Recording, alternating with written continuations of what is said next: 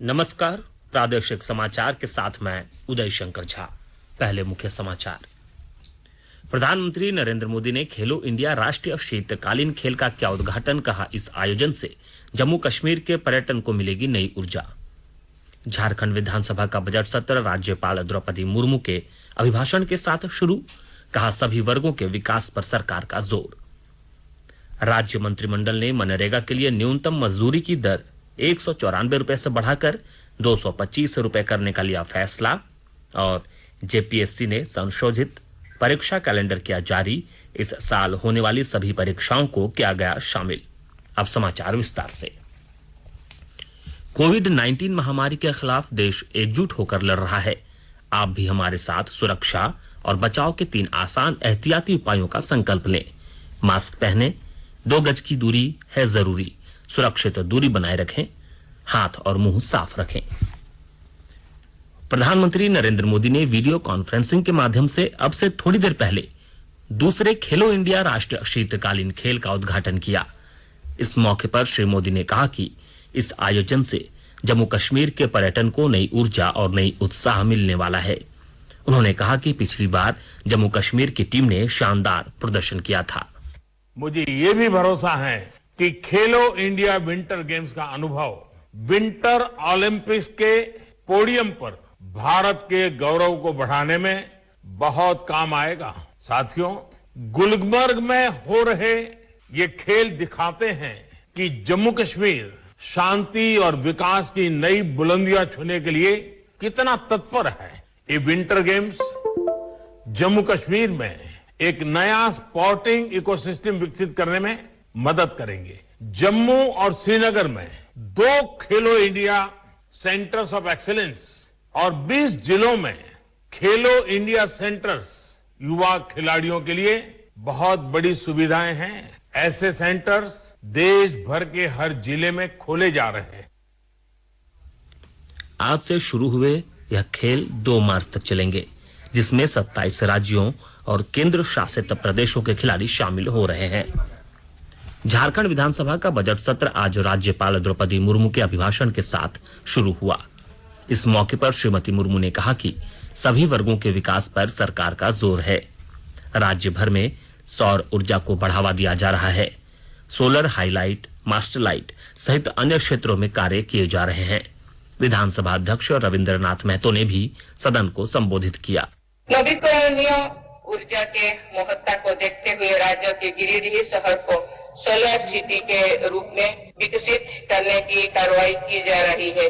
2021 के दौरान राज्य में 9,410 solar street line, 75 solar high mast light का प्रतिष्ठापन करवाया गया है। सौभाग्य योजना के तहत 213 ग्राम के 7,740 घरों को।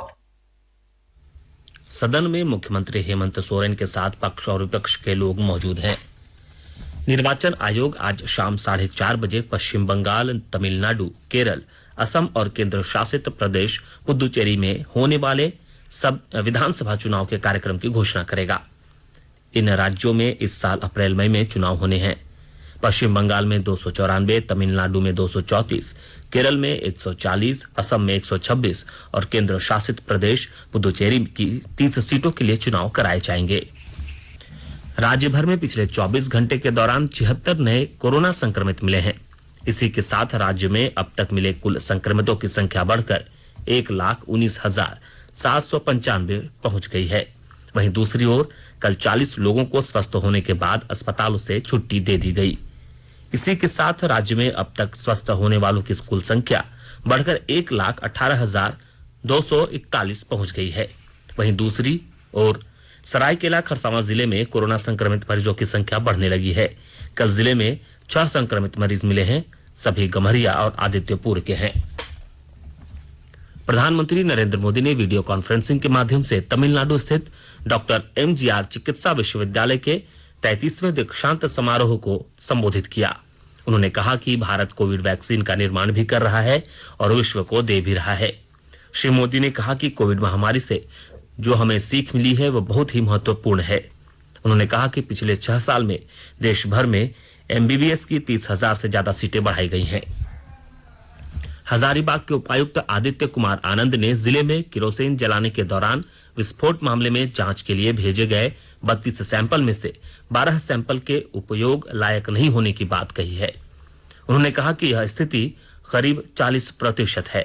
ऐसे में जिला में उपलब्ध किरोसिन को असुरक्षित मानते हुए IOCL को वापस भेजने का निर्देश दिया गया है। जिला आपूर्ति पदाधिकारी को इस संबंध में आवश्यक निर्देश दिए गए हैं। केरोसिन की जांच और उसके बाद उसके सुरक्षित प्रयोग का प्रमाण पत्र मिलने के बाद ही लोगों को इसे उपलब्ध कराया जाएगा। उपायुक्त कल देर शाम ने कहा कि किसी भी स्थिति में संदिग्ध किरासन तेल के वितरण की अनुमति नहीं दी जाएगी। पेट्रोलियम पदार्थों के मूल्य वृद्धि के खिलाफ प्रदर्शन को लेकर झारखंड मुक्ति मोर्चा के कार्यकर्ताओं ने कल शाम खूंटी में बैठक की। इस बैठक में सिल्ली के पूर्व विधायक अमित महतो भी शामिल हुए। इस दौरान 28 फरवरी को मशाल जुलूस और 1 मार्च को सभी जिला मुख्यालयों के समक्ष पेट्रोल डीजल मूल्यवृद्धि के खिलाफ धरना प्रदर्शन करने का निर्णय लिया गया है। आकाशवाणी के ताजा तरीन समाचारों के लिए आप हमारी वेबसाइट newsonair.com पर लॉग ऑन कर सकते हैं। ताजा समाचार Twitter handle @AIR news alerts और Facebook page All India Radio News पर भी उपलब्ध है। आप प्रादेशिक समाचार एकांश के Twitter handle @AIR news _Ranchi और फेसबुक पेज तथा YouTube channel AIR news Ranchi पर भी हमारे बुलेटिन सुन सकते हैं।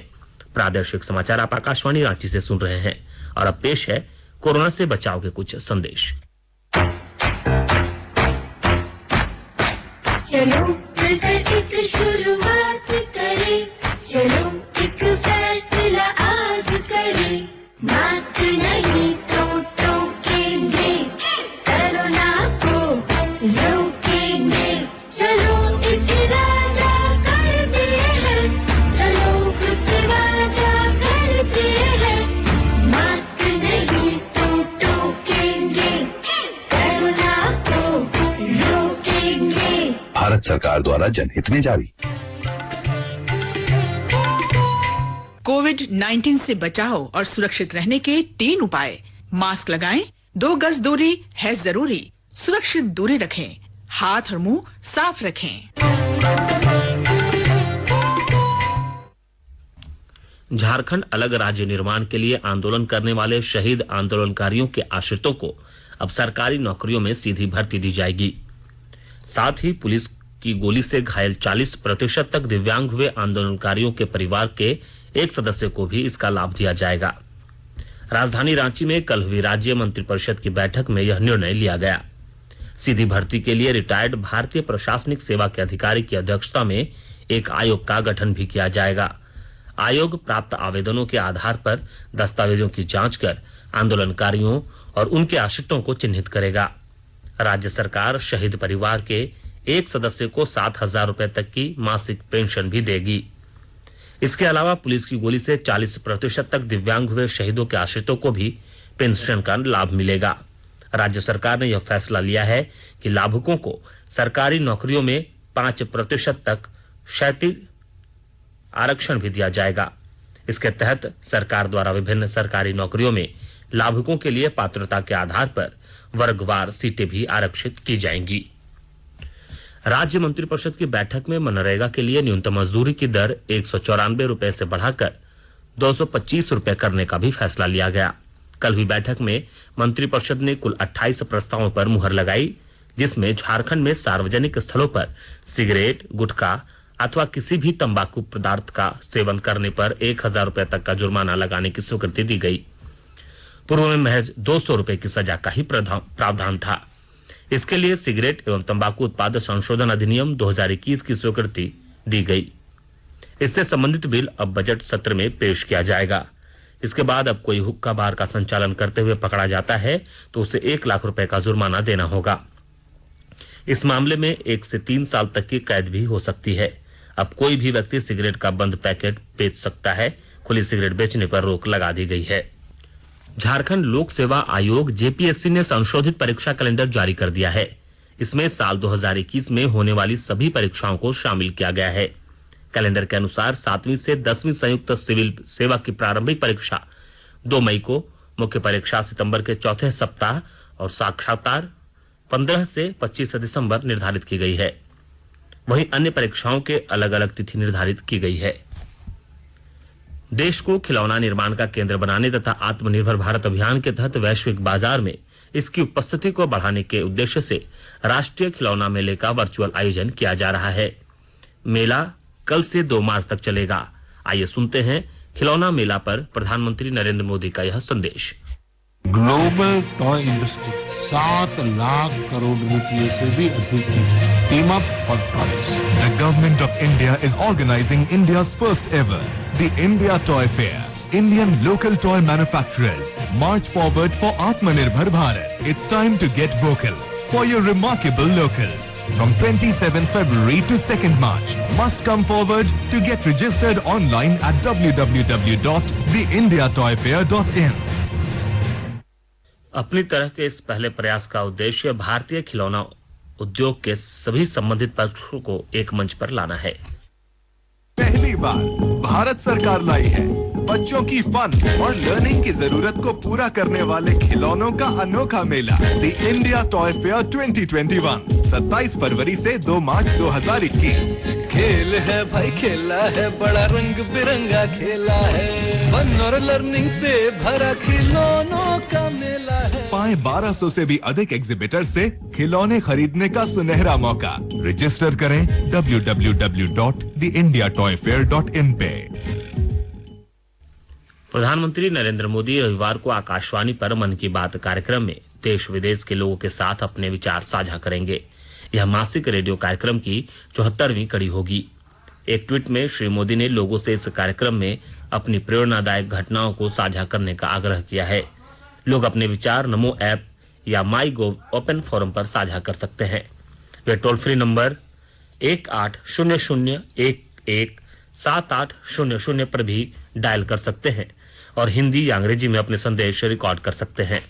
लोग 1922 पर मिस्ड कॉल भी दे सकते हैं और एसएमएस पर प्राप्त लिंक के जरिए प्रधानमंत्री को अपने सुझाव सीधे भेज सकते हैं। रिकॉर्ड किए गए कुछ संदेशों को कार्यक्रम में शामिल किया जा सकता है। विचार और सुझाव प्राप्त करने का आज अंतिम दिन है। मन की बात कार्यक्रम आकाशवाणी और दूरदर्शन के समूचे नेटवर्क पर तथा आकाशवाणी समाचार वेबसाइट www.newsonair.com और news on AIR mobile app पर भी प्रसारित किया जाएगा। इस कार्यक्रम का आकाशवाणी, दूरदर्शन समाचार, प्रधानमंत्री कार्यालय और सूचना तथा प्रसारण मंत्रालय के YouTube चैनल पर भी सीधा प्रसारण किया जाएगा। सोननगर से पतरातू तक रेलवे के फ्रेड कॉरिडोर को लेकर तेजी से काम चल रहा है। विस्तृत ब्यौरा दे रहे हैं हमारे पलामू संवाददाता। सोननगर से पतरातू के बीच बन रहे रेलवे के पहले फ्रंट कॉरिडोर से पलामू में रेलवे का स्वरूप बदल जाएगा। इससे न सिर्फ यात्री ट्रेनों को फायदा होगा बल्कि कारोबारियों को भी सीधा लाभ होगा। कारोबारियों को कम समय में सामान मिल जाएगा। इस साल पेश हुए केंद्रीय बजट में सोननगर से गोमो तक फ्रेट कॉरिडोर बनाने की घोषणा हुई है। पहले चरण में सोननगर से पतरातू रेलवे स्टेशन के बीच फ्रंट कॉरिडोर बनाया जा रहा है। इसके लिए तीसरी लाइन बिछाने का काम चल रहा है। सोननगर से गढ़वा रोड रेलवे स्टेशन के बीच की दूरी 93 किलोमीटर है, जबकि गढ़वा रोड से पतरातू रेलवे स्टेशन के बीच की दूरी 200 किलोमीटर है। रेलवे के पहले फ्रंट कॉरिडोर का पहला परिचालन रजहारा स्टेशन से सिकसिगी रेलवे स्टेशन के बीच किया जाएगा। इसकी तैयारी पूरी हो चुकी है। जसप्रीत सिंह, आकाशवाणी समाचार, पलामू। विभिन्न देशों की आर्थिक स्थिति का आकलन करने वाली रेटिंग एजेंसी मूडीज ने वर्ष 2021-22 के लिए भारत के विकास संबंधी अपने पहले पूर्वानुमान में संशोधन करते हुए इसे 10.8% से बढ़ाकर 13.7% कर दिया है। अंत में मुख्य समाचार एक बार फिर। प्रधानमंत्री नरेंद्र मोदी ने खेलो इंडिया राष्ट्रीय शीतकालीन खेल का किया उद्घाटन। कहा, इस आयोजन से जम्मू कश्मीर के पर्यटन को मिलेगी नई ऊर्जा। झारखंड विधानसभा का बजट सत्र राज्यपाल द्रौपदी मुर्मू के अभिभाषण के साथ शुरू। कहा, सभी वर्गों के विकास पर सरकार का जोर। राज्य मंत्रिमंडल ने मनरेगा के लिए न्यूनतम मजदूरी की दर 194 रुपए से बढ़ाकर 225 रुपए करने का लिया फैसला। और जेपीएससी ने संशोधित परीक्षा कैलेंडर किया जारी। इस साल होने वाली सभी परीक्षाओं को किया गया शामिल।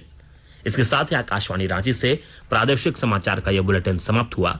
नमस्कार। घर में रहिए, सुरक्षित रहिए और सुनते रहिए आकाशवाणी।